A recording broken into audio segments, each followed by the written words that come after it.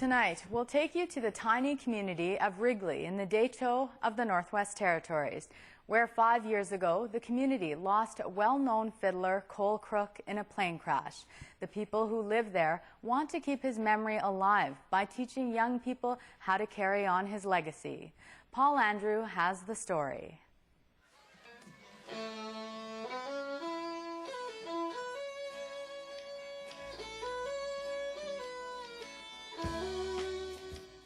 He was one of the best fiddlers the North has ever produced. He was a mainstay on stage, festivals and dances. Then, before most musicians hit their peak, Kole Crook died in a plane crash in 2001. Kole Crook's death devastated a territory. For a while, the dance halls went quiet, but that did not last long.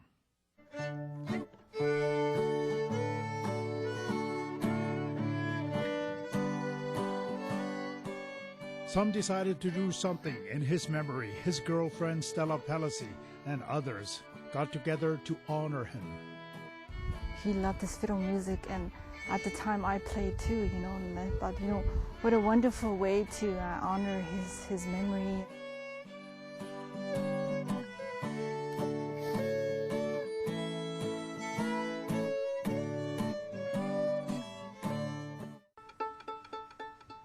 Pelissey, along with other friends, started the Kole Crook Fiddle Association.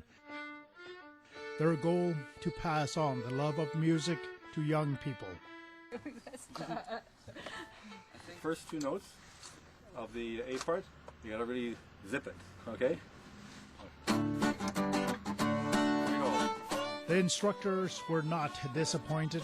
They discovered a talent, a hidden talent that was yearning to express itself. These kids that we've been working with have these gems of talent in them. And I think as much for them as for us to just discover those gems of talent is very meaningful, deeply meaningful. After hours, days, and years of practice, the work is paying off.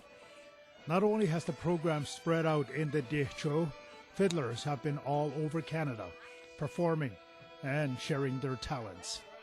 And 5 years later, I can tell you that a lot of the kids are, some of them are advanced. So they're able to play for dances and public performances and stuff like that, yeah. Teachers, adults, leaders say they notice a change in the youth. The once shy, withdrawn children are developing confidence and pride in themselves. That confidence and pride is showing up in classrooms and public performances. It's also showing up in the community. I don't know, I talked to my dad and I talked to some elders that play, right? It's really surprises them how fast the younger people catch on fiddling and dance. So it's kind of making a big difference. The school has an enrollment of 33 students. 22 of them are in the fiddling program. That means almost every family has a fiddler. Gabe Hardisty's two granddaughters are learning to fiddle. It brings back fond memories. I remember a score dance in the old town, and when they want to have a dance and take the stove out and clean up the hall, the house, and the dance start. And don't have a fire. Even in wintertime, you don't need fire because all the body heat keep everybody warm. Eh? I remember that, yeah.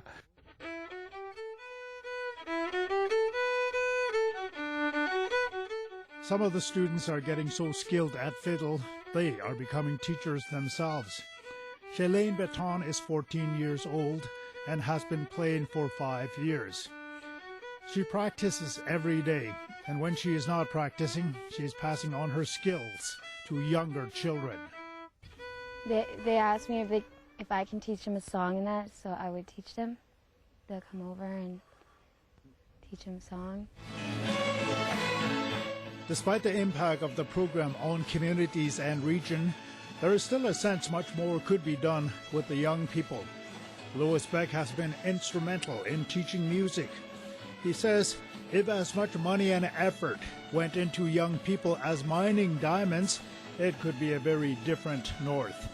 As much effort as that went into digging for the diamonds of talent and capacity and capability these children have laden in them, it would be huge. What is huge right now is the impact of the program on the region, communities, and young people. Instructors say if the young fiddlers keep up with their music, the sky is the limit as to what they can do.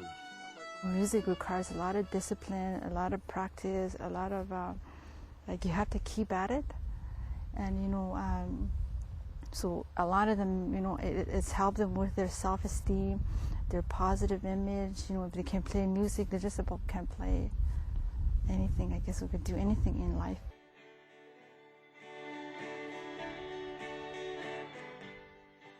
What started after a very sad tragedy has over 200 young people learning music. It brought joy to young people and communities, and it allowed young people from remote communities to travel all over Canada. That would be something that would make Kole Crook dance for joy. Paul Andrew, CBC News, Wrigley.